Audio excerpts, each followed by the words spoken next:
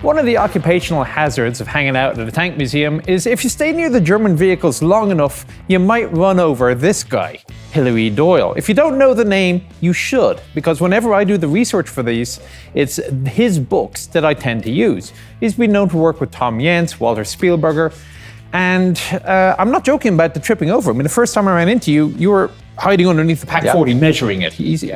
You've been doing this longer than I've been alive. Yeah, my first publication was 1964. Yeah, this grey hair, I've been around a while, so he's been around a very, no offense, No. You've been around a very long time. So we figured what we'll do is something slightly different on this tour, is we're going to steal his knowledge and expertise as we tour around this Panzer IV at the Panzer Museum in Munster.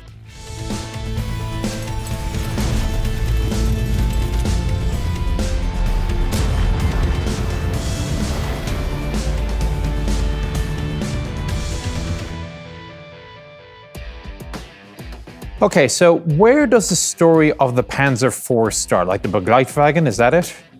The Begleitwagen means support vehicle.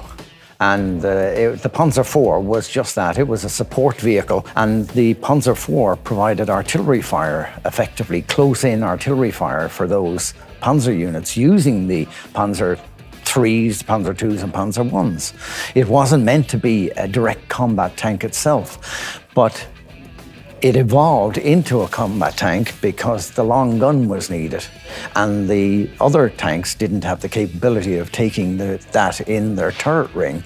But then we do have a vehicle that was effectively designed in 1937 or earlier, and it's still a viable tank in 1945. Yes, it was being produced in quite substantial numbers in 1945. All right, so this specific vehicle, what is and what's its history? Well, this is about the 100th vehicle, Panzer IV, produced by a company called Volmag. And this specific vehicle was produced about September of 1942. And on the 21st of October, 1942, it landed in Tripoli in North Africa. Hence the tan color, the Deutsches Afrika Korps, and if you're wondering about the black, I'm sorry, I've been informed by the Russian crew that it must be blocked off. Don't ask. So North Africa lands. North Africa. Then what? I don't know anything about the specific history of the vehicle, what had happened, but the British captured it. Okay. And so this was the first Mark IV special, basically, that the people saw in England? Correct, yeah. The English were calling these Mark IV specials because it was the first time they had seen this long gun on a Panzer IV. Prior to that, it was a short gun. But they said this is being manufactured as a production vehicle. There's many, many improvements, small manufacturing improvements in it, and there's lots of improvements in the fighting capability of it. All right. Well, that's the overview. So what we're going to do now is we're going to start doing the traditional tour of the various components. And, well, we'll see what makes the Mark IV special so special.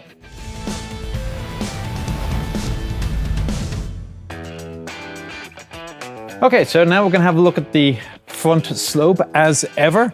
And, well, the most obvious thing, of course, are the spare track links. And now, usually I see them on the actual bow itself. Is this normal, or...? Well, at this period, they didn't carry them at the front. This was the only place that there was spare tracks and a few links on the side. This was a later innovation to put them in there as an additional protection so that a round would hit the track first before it would hit the main armour. Did it work? Moderate. Okay. It made the guys feel better. Well, that's half the thing. That is. All right, so you start off on the right, you got that No-Tech shrouded light that shows up everywhere. No-Tech is just the name of the manufacturer? No-Tech is a Novat technology company, and they designed these so that you get the light only shining downwards at the front, and the second part of it is at the back. Horn is next thing inboard? Yeah, just a standard automobile horn from Bosch. All right. So then we got the access ports for the steering and transmission, which are actually easy enough to open up here. And I am looking at, it looks like two very large brakes. Yes, that's correct, yeah. For the transmission system, which is gearboxes in the middle, and the drive goes to the brakes here for braking the track and out to the final drive unit bolted on the outside of the vehicle. It's a simple sort of clutch brake system? Yeah. All right, so no neutral steer on this thing yet. 1930s. Yep. And you said the transmission will come out of this hatch here. In the center, yeah. So easier to change in the field than the earlier vehicles then. Yes. All right, so bow machine gun, no surprises there. We've already covered the sloped armor. It is welded, of course, which was fairly advanced for the time. A lot of other countries were still doing riveting. Correct, yeah. Well, the Germans had decided on welding right back at the very beginning in the late 20s that they were going to go for welding to save weight.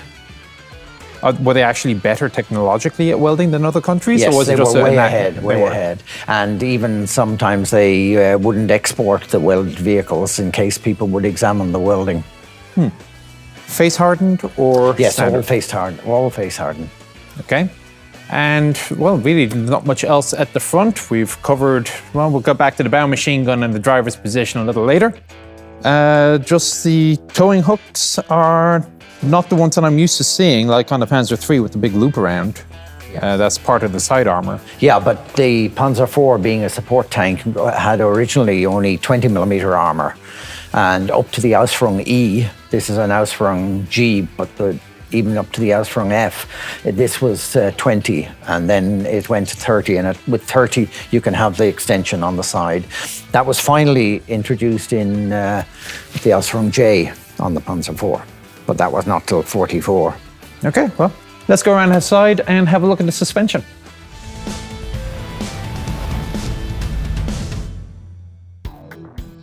All right, so coming around to the side of the vehicle, I now get Hillary grilled on one of life's great mysteries. So, I mean, if we were to assume that torsion bar suspension is better, because that's what pretty much everybody's using, and they had already figured it out in the Panzer III, explain this. Well, the designer of this vehicle was Krupp, and Krupp had vast experience in the railway business. So they knew that these leaf springs were very successful, very inexpensive to produce, easy to maintain. You could remove a whole bogie relatively quickly and replace it. It was a good system. It wasn't meant for high-speed combat vehicle. It's a support tank. Well, not anymore, it's not. Not anymore, but then you live with the suspension not being quite as good as torsion bars. Did they try to fit them yes, at all? there was many ideas. There was a big design effort put into producing a torsion bar version. There was many changes to the suspension, but none of them ever implemented because they had moved to the Panzer design. It's a bit like the sloped armor on the Panzer IV then. Yes, exactly. The final version of this was meant to have sloped armor, but they never implemented that. They just wanted to produce large numbers of them. All right, let's move on then to the track on 4 return rollers, still using the rubber. Simple tracks, single pin. Single pin track, yes. But this model, well, the Ausführung F, would have been the first one that had regularly gone to this wider track. It may not look it, but this is 400 millimeter wide. You measure across the pins to get the width. The previous models, the Ausführung E and earlier, were all 38 centimeter wide track. And on these ones, the wheels are actually wider this way than they would have been with the previous model, the Ausführung E. And it'll be the same with the sprocket wheel? Oh yeah, everything is moved out to compensate for the extra width. It gives it better flotation, but still a rather narrow track by the style you saw on Panther or Tiger. I've been asked a couple of times, what is this thing? Well, that's quite important because that's actually the exhaust system for air that has been drawn from the steering brakes, which we looked at. When you flip open the hatch, you've got the steering brakes there. So when they're being used, a lot of heat gets built up in those. So the heat is drawn away and fumes from the plates pushing together, and so that's drawn with a fan and pumped out through here. So it's being ducted by a series of pipes. The pipes are actually driven off the back end of the gearbox and out. I'm sure we'll see them inside then. All right. Arguably, I would say the German military's greatest contribution to army technology in World War II, and probably the most underrated, the jerry can. Yeah. Any idea who came up with it? I don't know the history. I mean, there are specialists who've written books just about the jerry can, but it is a very important design. It's a very clever idea that allows you to use every last drop of whatever liquid is in the can, and they don't get damaged easily. I mean, a lot of people don't realize that there's even a design behind the handles. So you can carry one in the middle, or you can carry two side by joining the two handles together. Incredibly versatile. We've been using them ever since. Yeah, and you could lock when you flip the cap open, there's a pin that locks the cap open so it's not closing on you. Handy enough. All right, anything else of note to the suspension or the side you think is worth mentioning upon? Well, I mean, on this model, you have the bump stops for each of the units because, again, we talked about the bumpiness of this type of suspension. So there's a bump stop for each one. And at this time, in 1942, they were still using a casting for that bump stop. Later, they went to a much simpler welded arrangement for the bump stop. And of course, in time, in the Ausführung H, they replaced the rubber return rollers with a steel return roller. The big problem was rubber was an issue as well as fuel. All right, so this visor went away over time. Yes. Within a week or two of the production of this particular tank, the turrets being delivered would have had no opening for the visor. Turrets are being delivered. Yes, they're being delivered. So this was made by Vomag, but not made by This Vomag. was assembled by Vomag. The turrets, the superstructure, the hull was made by armor suppliers who actually welded the whole thing together. So you had all the different manufacturers creating the same components sometimes. Well, usually there was a couple of manufacturers for each component. So in the case of armor components like the turret, the superstructure and the hull, they were coming from usually three different steel factories. In this case, this is from the steel used in this particular tank is coming from Buller in Austria, in Linz. Okay, so a maintenance guy in Eastern Europe decides his Vomag Panzer IV needs a spare part, and the box that he opens up is made by Krupp. No particular problem I putting know it in. the smaller spare parts would be pretty standardized. It's more the bigger bits or the unimportant pieces that would be non-standard. And even then, they might be only slightly non-standard. So you can chuck it away and put a new one on. Fair enough. Right, I think that about covers the side of it. So, well, let's go back.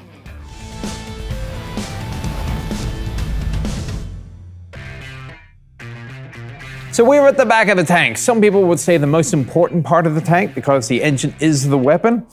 And there is a thing in my videos, I always love talking about track tension and the idler wheel. People mock me for it. I think it's a very important part of track maintenance, given how often you do it. But so the idler wheel on this looks a little bit different. Yeah, when the British made the report on this vehicle, they were most interested in the change in the idler because the previous one had been made with plates of metal welded together. This one is welded together with tubes, and that seemed to impress them greatly. The actual idling, the tensioning is done because you just remove this cap here. You've got two lock spanners and then a big bar with a threaded top on it, and everybody leans on that, and that pulls the idler further out. Well, moving a little bit further inboard, okay, towing hooks. We've got this little port here for a starter. That's for that's actually for the control to fire the inertia starter. An inertia starter is done because you get the hand crank and you wind the spring In there, okay. of the inertia starter up to a particular tension, and then it's ready to go. And then when everything is set up, you open the hatch, pull the lever or turn the lever, and away goes the inertia starter to get the motor running. So speaking of sticking things in the back, and on the Russian front, frequently you'd hear stories about how it is so cold that you need to use flames to either melt the snow around the tracks or put a flame inside the motor compartment to start it up.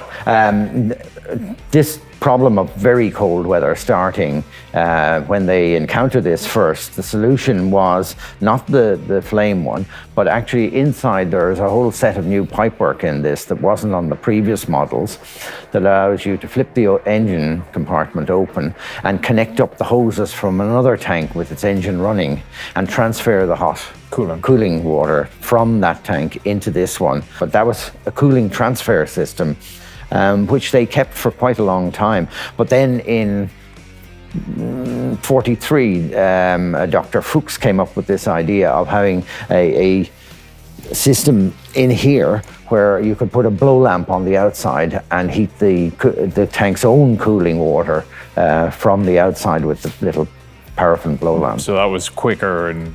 Well, it's a cheaper and easier solution than flipping the engines and having everybody running and so forth. All right, so a huge muffler, and they existed many years before. We have the towing point and a bucket on the tow. I've always wondered, what do you do with the bucket? I don't know. Somebody took a picture of a Panzer, I think it was, with the bucket on the back, and ever since there's been buckets appearing on these things. All right, so this is, I presume, a protector from the That's a muffler protector, system? the actual exhaust from the Maybach are coming out on either side, one from either side. That's where the motor is, actually. There's the exhaust pipes are in line with the motor. All right, so this would be... That's the auxiliary motor for driving the electrical generator, which powers the electrical power traverse for the turret, and of course supplies power to the batteries and for the radios and so forth. And you had mentioned the Notec, so that's the back end of it. Yeah, this is a very clever convoy light system where you have the 4 lights. When the guy coming from the back sees 4 lights, he knows he's too close. If he moves a little bit further back, he'll only actually see 2. These 2 come together in his eyesight. He knows he's at the right position. And then if he sees just 1 light, he knows he's too far and he has to close up. Push the gas pedal. All right, so just want to know, you got this sort of inward slope, and that's one of the grills. Well, that's very important because that's actually the air intake. And the air intake comes in through here, takes in the air, runs it across the engine compartment, across the auxiliary generator, through the engine compartment. And there's a series of radiators that are at an angle down that side. And the hot air is then blown out through the grill on this side. So no air is drawn through the louvers that are cut in the top? They were a modification for the Tropen to give just an extra amount of ventilation in the engine compartment. All right, so this all, of course, revolves around the Maybach 120. Yeah. Maybach have been making engines since the 1B, give or take. Yes. How did Maybach get corner of the market on Panzer engines? Well, they won a contract because they had a series of engines which were technologically similar. And the main feature of Maybach engines also is they're very compact. So unlike, say, an Allied engine, very famous engines like the Rolls-Royce engines are much longer. The Maybach engines are very compact, which means that's why you get a stubby little engine compartment at the back here. And therefore you don't have to put in extra armor to protect the engine.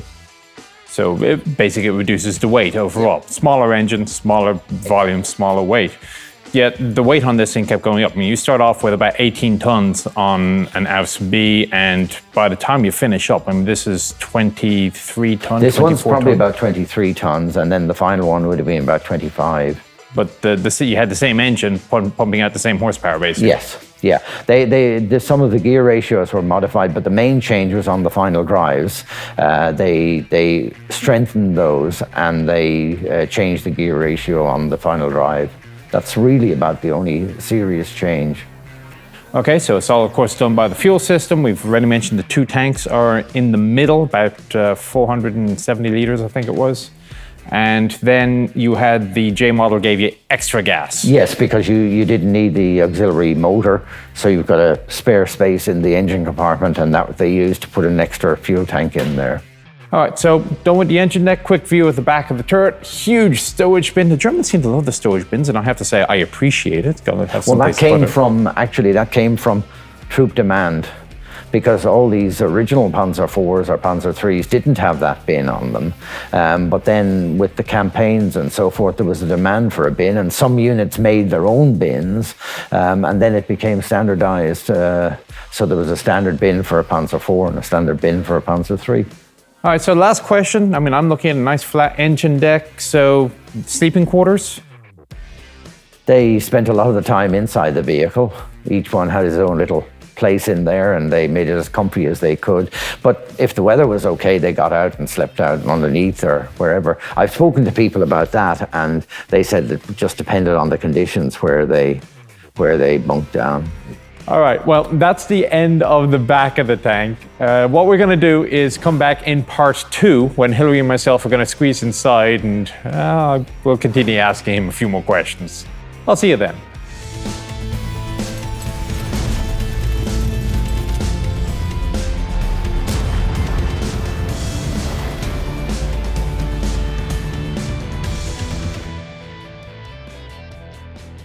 Greetings, lads and lasses. All right, for those of you that haven't yet figured it out, Inside the Chieftain's Hatch was conceived as an advertising mechanism for World of Tanks, the game. And, well, it's about time to verify whether or not this is actually working for the bean counters. So I know a lot of you don't yet play the game. Well, here's the thing, it's free to play. And if you look in the text description down underneath the video here, you're going to see some instructions on how to access the game and attribute the game to these videos.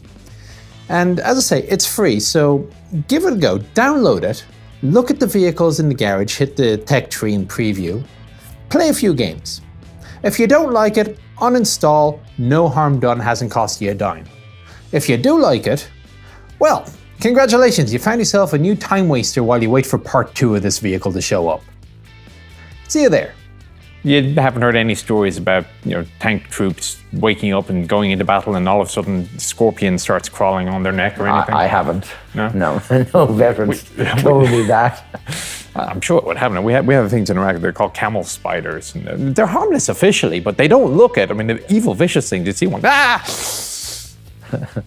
Many rounds were expended that day.